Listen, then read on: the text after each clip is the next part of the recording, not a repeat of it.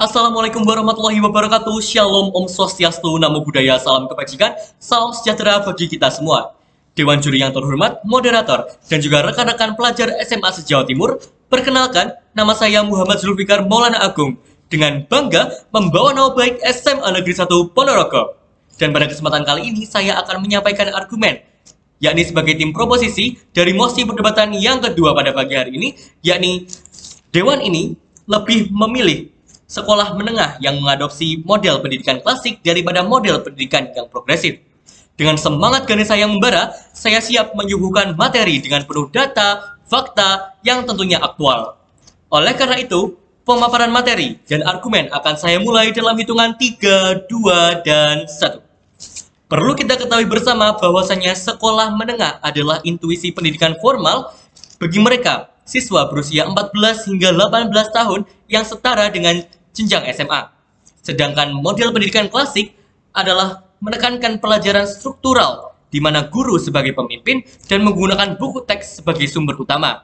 Dan di dalamnya, mata pelajaran diajarkan secara terpisah. Namun pada kenyataannya saat ini banyak negara termasuk Indonesia sedang mendukung transformasi ke arah model pendidikan yang progresif.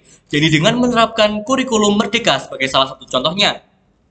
Di mana pada faktanya penerapan kurikulum merdeka ini menghadapi banyak sekali hambatan, yakni ketimbangan fasilitas antar sekolah, kapasitas guru yang belum merata, dan juga kurang standar evaluasi yang dilakukan secara objektif. Di sisi lain, ketika kita melihat negara yang mengadopsi model klasik sebagai pendekatan untuk mengajarkan kepada para peserta didiknya, yakni negara Jepang, Korea Selatan, dan juga Singapura, mereka berhasil menciptakan lulusan peserta didik dengan performa akademik yang luar biasa. Oleh karena itu, saya sebagai tim proposisi mendukung penuh terselenggaranya pemilihan dan juga pengadopsian terkait dengan model klasik terhadap pembelajaran dan juga pendekatan bagi sekolah menengah. Mengapa? Berikut adalah argumen yang sudah saya buat untuk mendukung pernyataan saya tersebut. Yang pertama adalah struktur kognitif yang stabil untuk remaja. Model klasik memiliki beberapa kelebihan, yakni diantaranya menyesuaikan tumbuh kembang remaja yang dilaksanakan secara kognitif.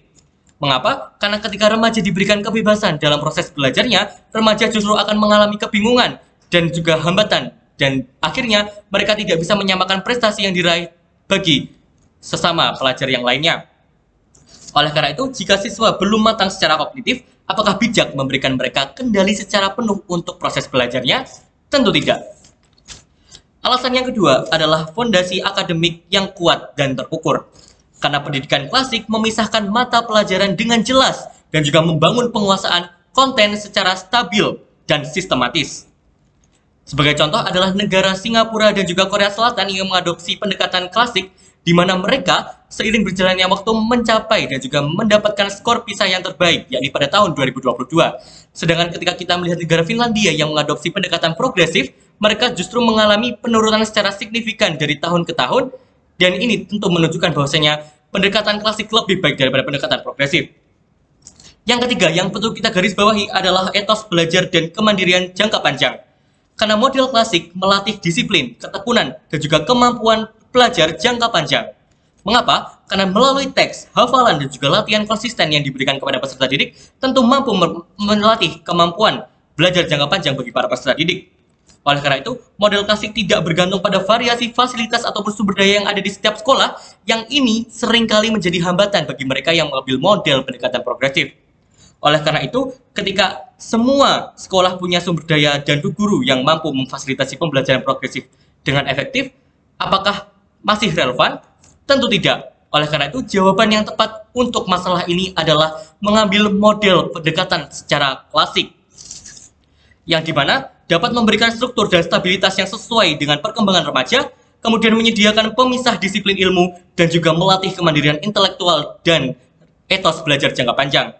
Di tengah gempuran implementasi sistem progresif, tentu sistem klasik masih sangat relevan. Karena dengan sistem klasik kita mampu menjangkau seluruh peserta didik yang ada. Ke pasar beli buku klasik, dibalut rapi dengan keranjang. Belajar harus sistematis agar masa depan lebih gemilang.